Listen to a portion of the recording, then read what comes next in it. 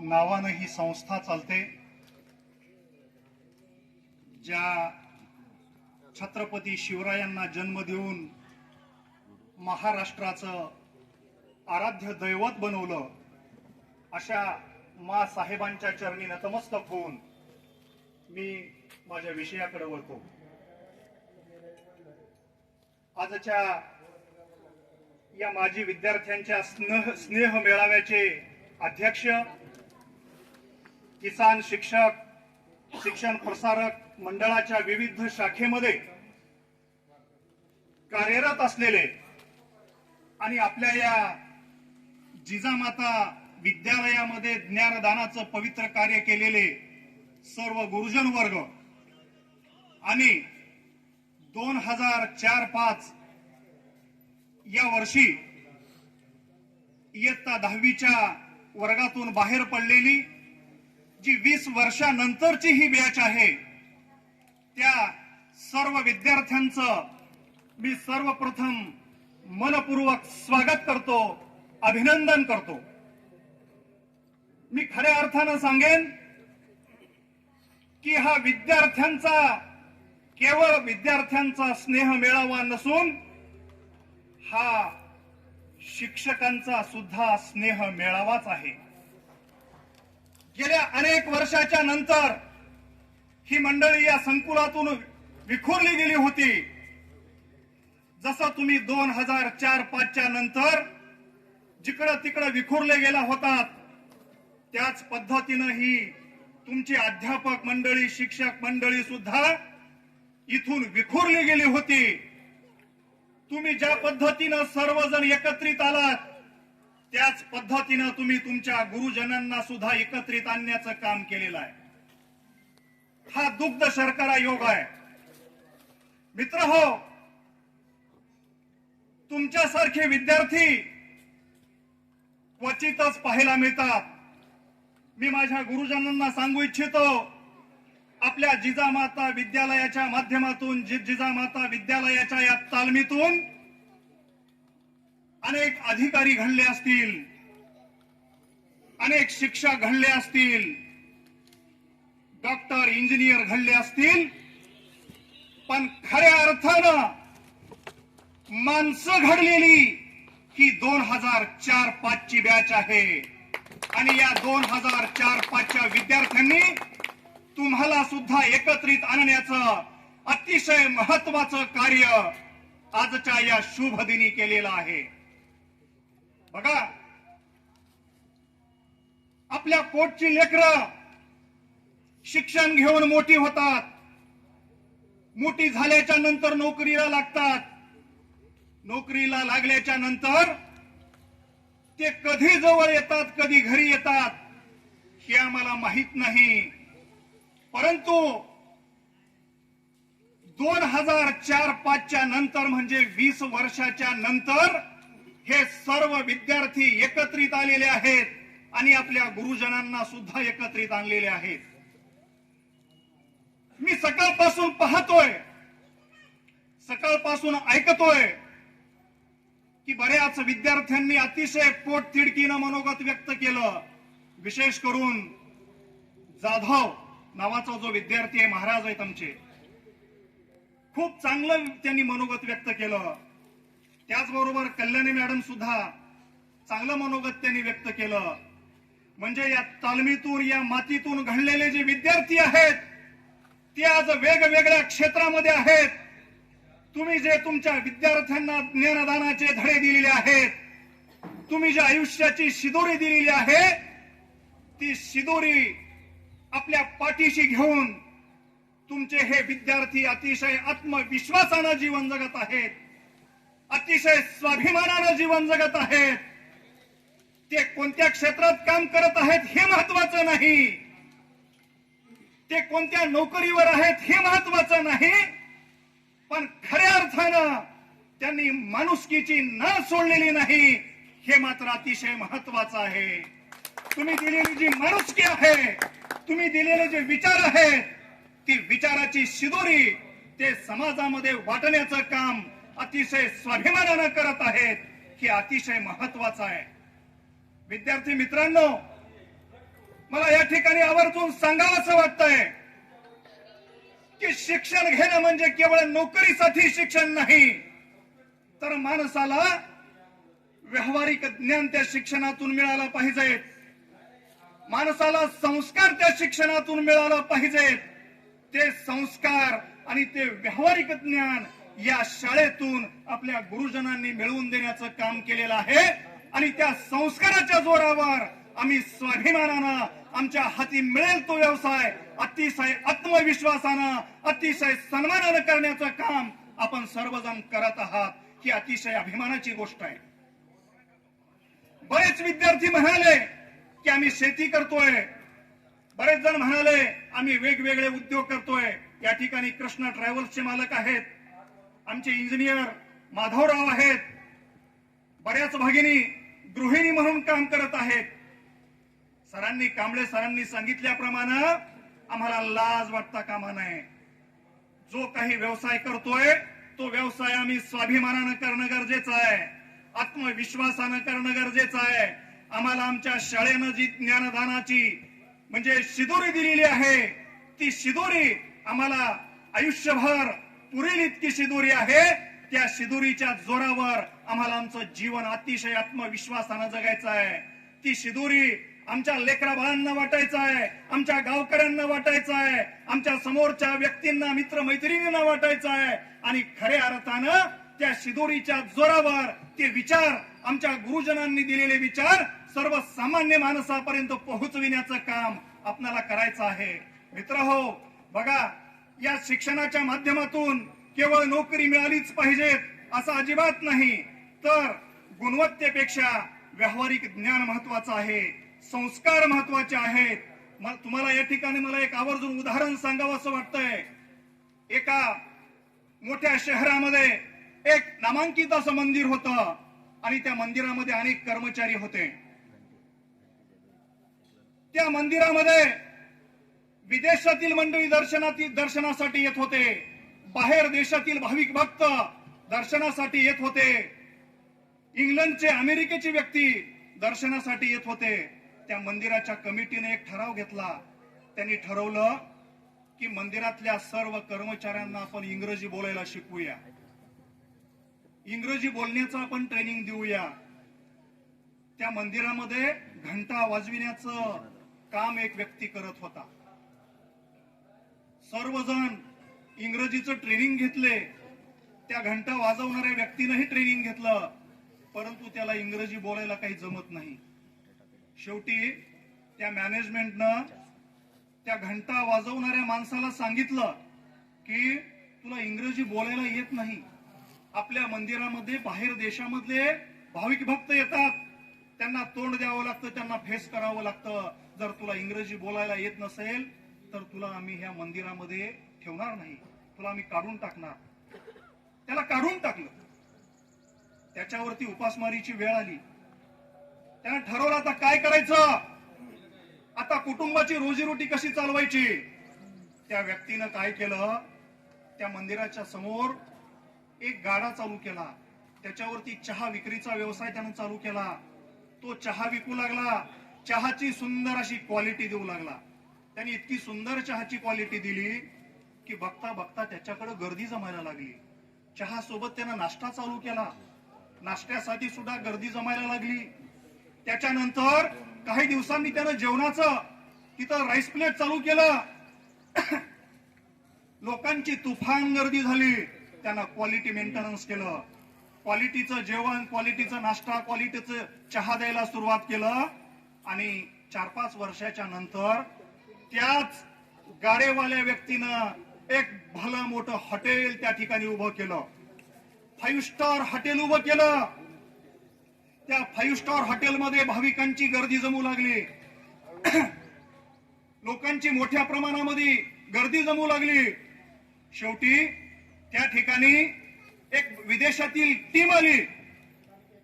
त्यांनी पाहिलं की तर एवढं सुंदर पंचतारांकित हॉटेल आहे, या हॉटेलचा मालक कोण आहे, त्या मालकाला आम्हाला भेटायचं आहे.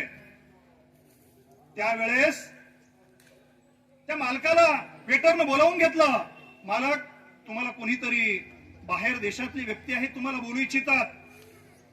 ज्या वेळेस त्या मालकाच्या समोर ती मंडळी आली, ते एकमेकांच्या सोबत चर्चा करायला लागले, संवाद करायला लागले.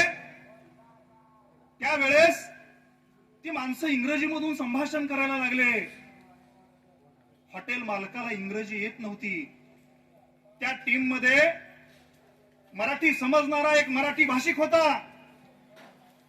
तो म्हणाला, तुम्ही एवढं मोठं पंचतारांकित हॉटेल उभं केलंय आणि तुम्हाला इंग्रजी भाषा बोलता येत नाही. त्यावेळेस त्या हॉटेलचा मालक म्हणाला, मित्रांनो, मी जर इंग्रजी बोलायला शिकलो असतो, तर आज त्या मंदिरामध्ये घंटा वाजवत बसलो असतो. आज मी इंग्रजी बोलायला शिकलो नाही म्हणून या पंचतारांकित हॉटेलचा मी मालक आहे. म्हणजे आम्ही कोणत्या माध्यमातून शिक्षण घेतोय हे महत्वाचं नाही. आमच्याकडं किती टक्केवारी आहे, किती गुणवत्ता आहे हे महत्वाचं नाही, तर आमच्याकडं किती व्यावहारिक ज्ञान आहे, आमच्याकडं किती संस्कार आहे हे महत्वाचं आहे. आणि हे व्यावहारिक ज्ञान मिळवून देण्याचं काम जिजामाता विद्यालय तोंडचीरच्या आमच्या शिक्षक बंधू आणि भगिनींनी केलेलं आहे. त्यामुळं आमच्या 2004-5च्या बॅच मधला प्रत्येक विद्यार्थी, कुणी हॉटेल चालवतोय, कुणी ट्रॅव्हल चालवतोय, कुणी वेगवेगळ्या प्रकारचे कॉन्ट्रॅक्ट घेतोय, कुणी टेलरिंगचं काम करतोय, कुणी गृहिणी म्हणून काम करताय, कुणी शेती काम करताय, परंतु प्रत्येक माणूस, इथला प्रत्येक तुमचा विद्यार्थी अतिशय स्वाभिमानाने काम करतोय, अतिशय अभिमानाने काम करतोय. जेणेकरून तुम्ही दिलेले जे विचार आहेत, तुम्ही दिलेले जे संस्कार आहेत, ते संस्कार पाठीशी घेऊन चालण्याचं काम तुमची ही विद्यार्थ्यांची बॅच करत आहे. हे या ठिकाणी मला आत्मविश्वासानं सांगावं असं वाटतंय.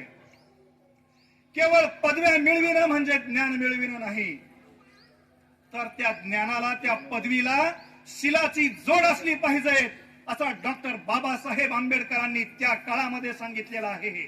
त्यामुळं हे आमचे सर्व विद्यार्थी केवळ पदव्या हातामध्ये घेऊन फिरत नाहीत, तर कसल्याही प्रकारची लाज न बाळगता, कसल्याही प्रकारचा संकोच न बाळगता मिळेल ते काम ते आत्मविश्वासानं करत असलेलं आम्हाला पाहायला मिळतंय. म्हणजे आम्ही आमच्या शाळेतून आमच्या विद्यार्थ्यांना जे शिक्षण दिलेलं आहे ते माणूस बनण्यासाठीचं शिक्षण दिलेलं आहे.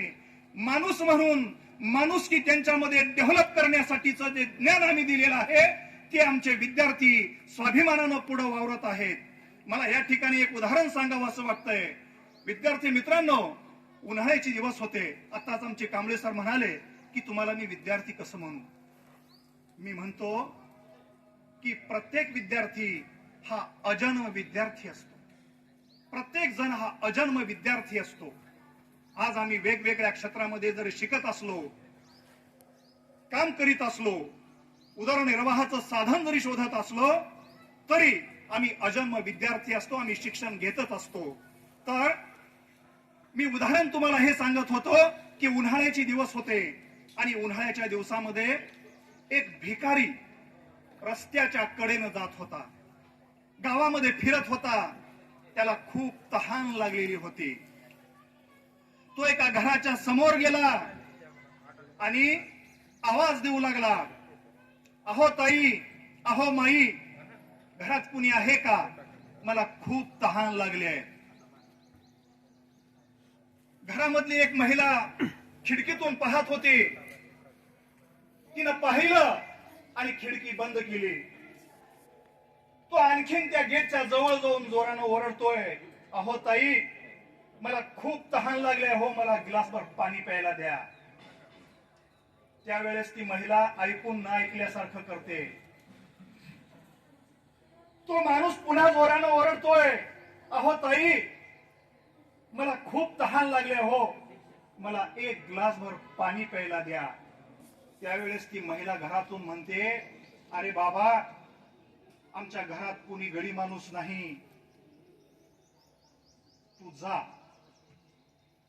त्यावेळेस तो भिकारी म्हणतो, अहो ताई मला खूप तहान लागले, हो मला एक ग्लासभर पाणी द्या, मी तुम्हाला पाणी मागतोय. ती महिला ओरडून सांगते, अरे बाबा तुला कळत नाही का, आमच्या घरात कोणी माणूस नाही, तू जा. त्यावेळेस तो भिकारी म्हणतो, अहो ताई थोड्या वेळासाठी तुम्ही माणूस व्हा की, थोड्या वेळासाठी तुम्ही माणूस व्हा. म्हणजे आमच्या शाळेतलं जे शिक्षण आहे ते माणसं घडविणारं शिक्षण आहे. माणूस घडविणारं शिक्षण आमच्या विद्यार्थ्यांना आपण दिलेलं आहे. म्हणून या विद्यार्थी बंधू आणि भगिनींनी 20 वर्षाच्या नंतर सुद्धा तुमची आठवण त्यांच्या हृदयामध्ये साठवून ठेवलेली आहे. 1 वर्ष गेल्याच्या नंतर, 2 वर्ष गेल्याच्या नंतर, त्या शाळेतून बाहेर पडल्याच्या नंतर विद्यार्थी शाळेला विसरून जातात, विद्यार्थी शिक्षकांना विसरून जातात. पण या विद्यार्थ्यांनी 20 वर्षाच्या नंतर सुद्धा आपली आठवण त्यांच्या हृदयामध्ये साठवून ठेवलेली आहे आणि अतिशय भव्य दिव्य असा सत्कार करून आपल्या गुरुजनांच्या आठवणीला एक प्रकारचा उजाळा देण्याचं काम या सर्व आपल्या माजी विद्यार्थ्यांनी केलेलं आहे. ही अतिशय अभिमानाची आणि स्वाभिमानाची गोष्ट आहे. मी आता आपल्यासाठी एक 5 मिनिट बोलू इच्छितो. मित्रहो, आपण वेगवेगळ्या पेशामध्ये कार्य करतोय. आपल्या आवडीप्रमाणे, आपल्या सवडीप्रमाणे, जिथं आपल्याला रस आहे, जिथं आपल्याला रुची आहे, त्या पेशामध्ये, त्या उद्योगामध्ये आपण काम करतोय. शिक्षणाचा सुद्धा तोच उद्देश आहे. आपल्या गुरुजनांनी सुद्धा आपल्याला तेच सांगितलेलं आहे त्या काळामध्ये की प्रत्येक विद्यार्थ्यांनी आपल्या आवडी निवडीप्रमाणे शिक्षण घ्यावं आणि मोठं व्हावं. आणि मोठं होऊन आपल्याला मिळेल ते काम, आपल्याला मिळेल तो पेशा आपण चांगल्या पद्धतीनं करावा.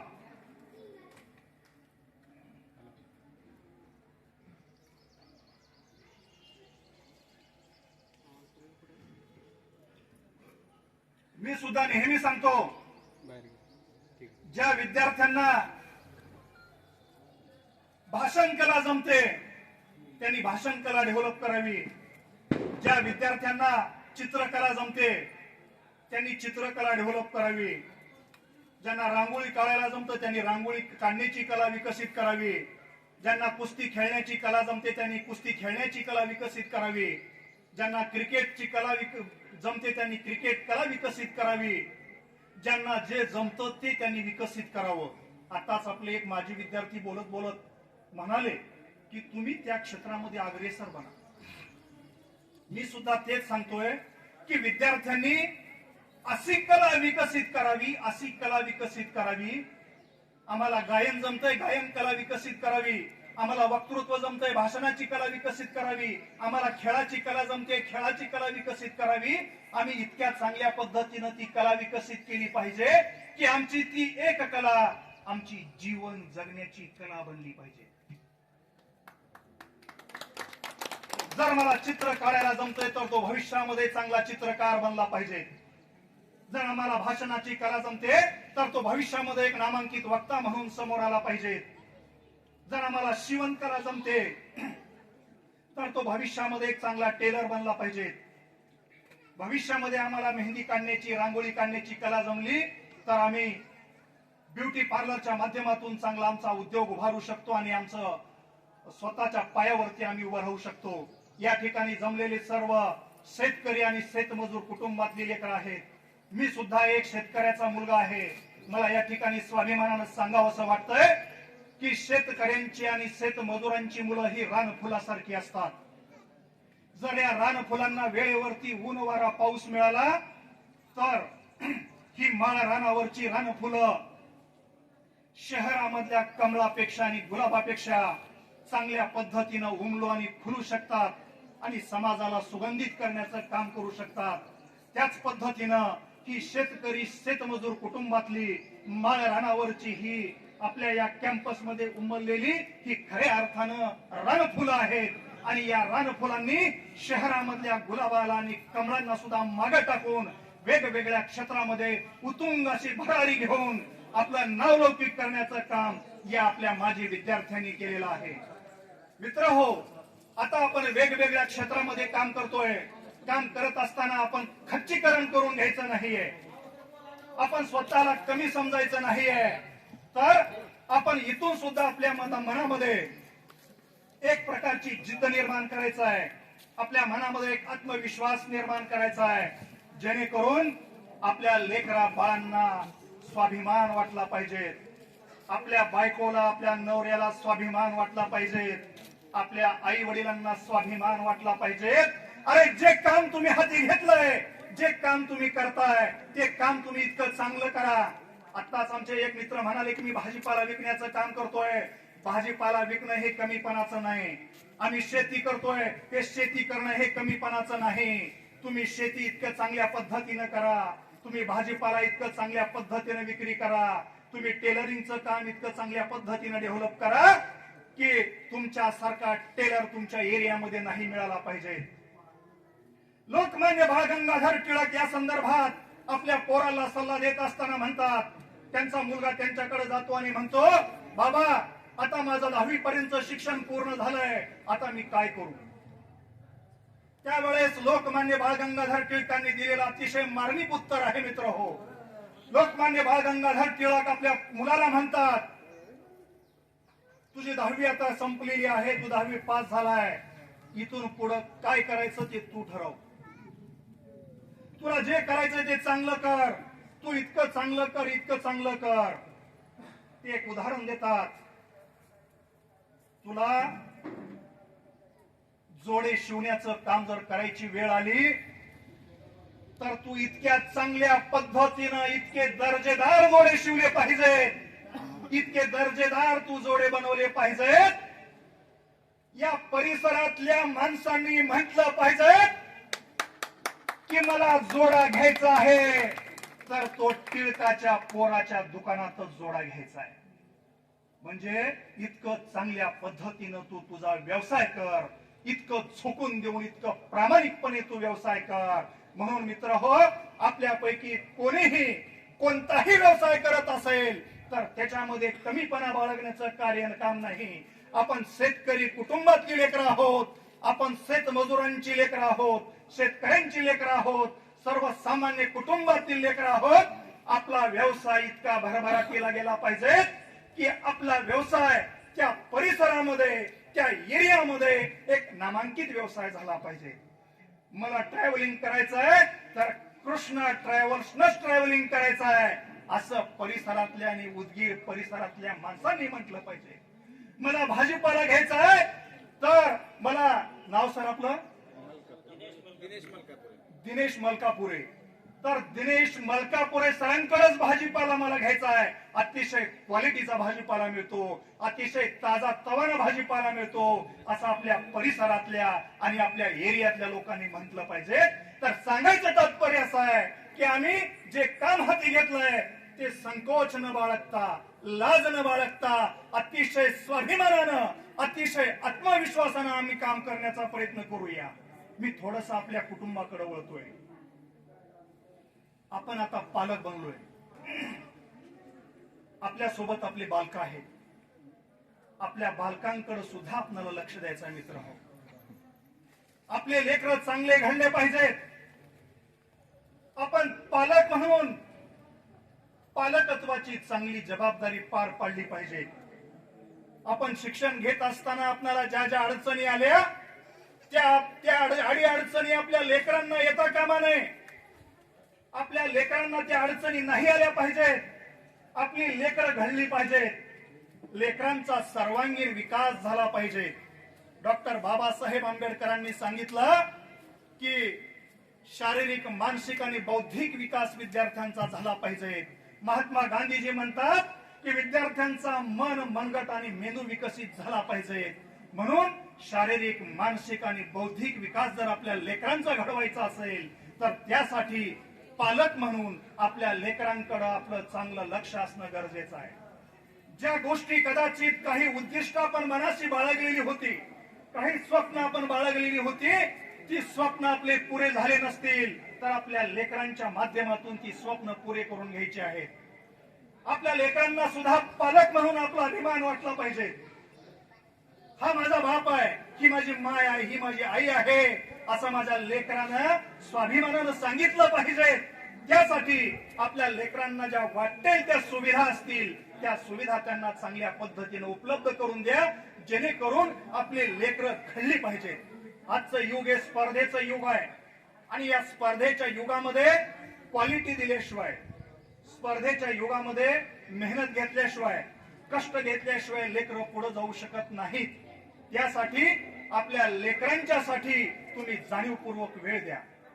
तुम्ही किती वेळ तुमचा उद्योग करताय, व्यवसाय करताय, ड्युटी करताय, नोकरी करताय हे महत्वाचं नाही, तर आपल्या लेकरांसाठी पालक म्हणून किती वेळ देताय हे खूप महत्वाचं आहे. केवळ लेकरांना शाळेत पाठविलं म्हणजे आपली जबाबदारी संपली असं नाही. हे स्पर्धेचं युग आहे. या स्पर्धेच्या युगात केवळ गुरुजीवर आणि शिक्षकावर ढकलून चालणार नाही. मी शाळेत पाठवलं, आता माझं काम संपलं असं अजिबात नाही. तर आता घरी आल्यावर आपली जबाबदारी आहे, आपलं लेकरू शाळेत जाऊन काय करतंय हे लक्षात ठेवा. की 10 ते 4 वाजेपर्यंत लेकरू शाळेत राहतंय, म्हणजे 6 घंटे आपलं लेकरू शाळेत राहतंय, परंतु 18 घंटे लेकरू आपल्या जवळ राहतं हे लक्षात ठेवा. केवळ शाळेत पाठवलं म्हणजे आमची जबाबदारी संपली असं नाही.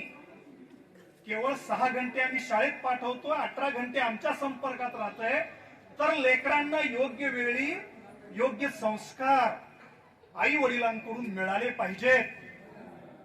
संस्काराशिवाय लेकरं घडत नाहीत. केवळ टक्केवारीचा किंवा गुणवत्तेचा फुगवटा पाहिला म्हणजे ती खऱ्या अर्थानं क्वालिटी नाही, गुणवत्ता नाही. लेकरांसाठी संस्कार खूप महत्वाचे आहेत. त्यामुळं आमच्या लेकरांना संस्कार देणं हे खूप महत्वाचं आहे.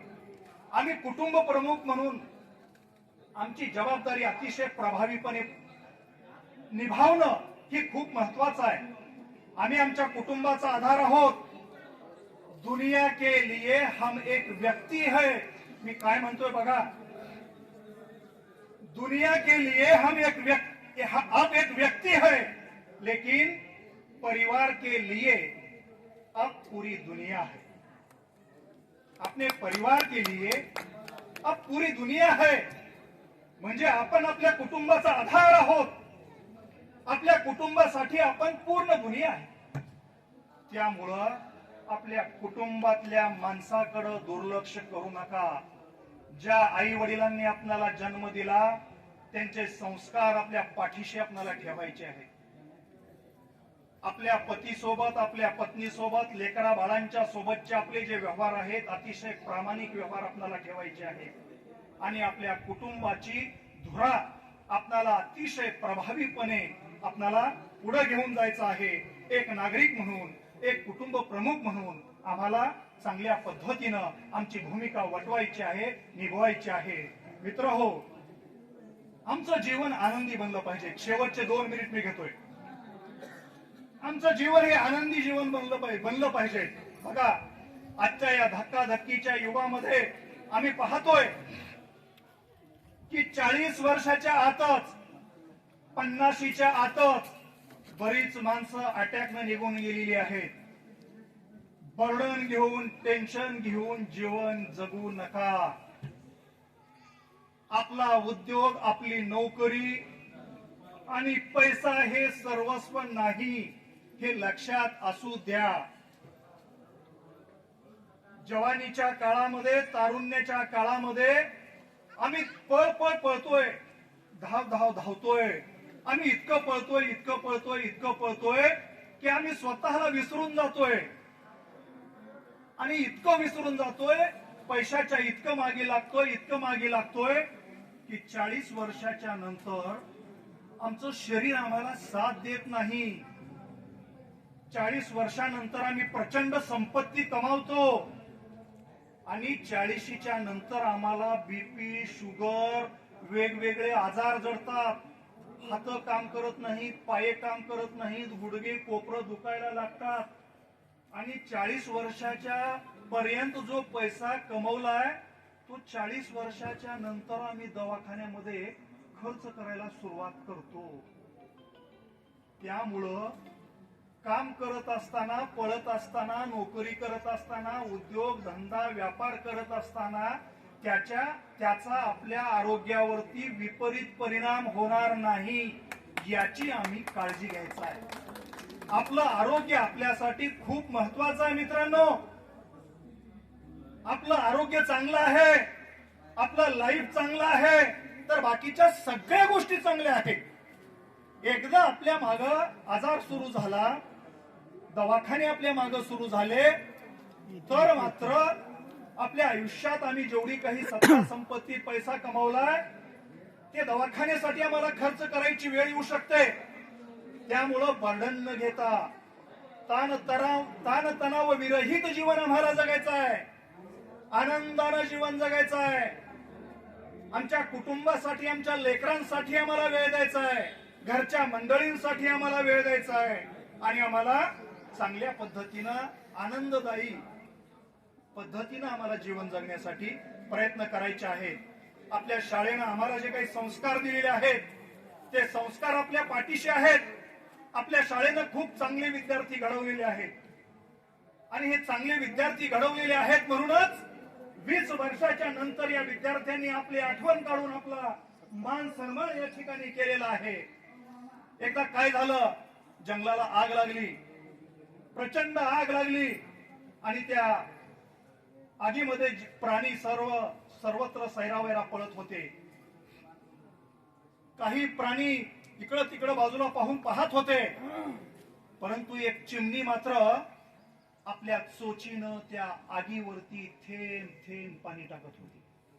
जवळच्या तलावामध्ये पाणी होतं, त्या तलावामधलं पाणी चोचीमध्ये आणायची आणि त्या आगीमध्ये टाकायची. चोचीनं पाणी आगीमध्ये टाकायला लागली. बाकीच्या प्राण्यांनी तिला विचारलं, अगं बाई म्हणले, ह्या जंगलाला आग लागली आहे, एवढं मोठं जंगल पेटलंय, तू वेडी आहेस की काय? आणि तू मात्र चोचीनं त्या आगीवर पाणी टाकायला लागलीस. एक थेंब थेंब, त्या थेंबामुळं, एक पाण्याच्या थेंबामुळं ती आग विझणार आहे का? त्यावेळेस त्या चिमणीनं दिलेलं उत्तर अतिशय समर्पक आहे मित्रांनो. शेवटचं 1 मिनिट आहे, मी 1च मिनिट बोलणार आहे. त्या चिमणीनं दिलेलं उत्तर अतिशय समर्पक आहे. ती चिमणी म्हणते, या आगीचा ही आग माझ्या चोचीमधल्या थेंबभर पाण्यामुळं विझेल की नाही मला माहित नाही, परंतु ह्या आगीचा ज्यावेळेस इतिहास लिहिला जाईल त्यावेळेस आग लावणाऱ्यांच्या यादीमध्ये माझं नाव नसणार आहे, तर आग विझवणाऱ्यांच्या यादीमध्ये माझं नाव असणार आहे. असं त्या चिमणीनं दिलेलं हे समर्पक उत्तर आहे. मित्रहो, जिजामाता विद्यालयाचा इतिहास जर भविष्यात कधी लिहिला गेला तर आग लावणाऱ्यांच्या यादीमध्ये या बॅचचं नाव राहणार नाही, तर आग विझवणाऱ्यांच्या यादीमध्येच 2004-5च्या विद्यार्थ्यांचं नाव असणार आहे. हे मात्र या ठिकाणी निश्चितपणे मी सांगू इच्छितो. म्हणून आपण हा स्नेह मेळावा घडवून आणलेला आहे, त्याबद्दल आपले सर्वांचे मनपूर्वक धन्यवाद मानतो. आपल्या गुरुजनांचेही धन्यवाद मानतो. अतिशय प्रचंड वेळ झालेला असताना सुद्धा मोबाईलकडे, घड्याळीकडे बघत बघत का होईना तुम्ही मला सहन करताय, ऐकून घेताय, त्याबद्दल आपल्या सर्वांचे मनपूर्वक धन्यवाद मानतो आणि आपल्या सर्वांचे मनपूर्वक धन्यवाद मानून मी माझी जागा घेतो. जय हिंद, जय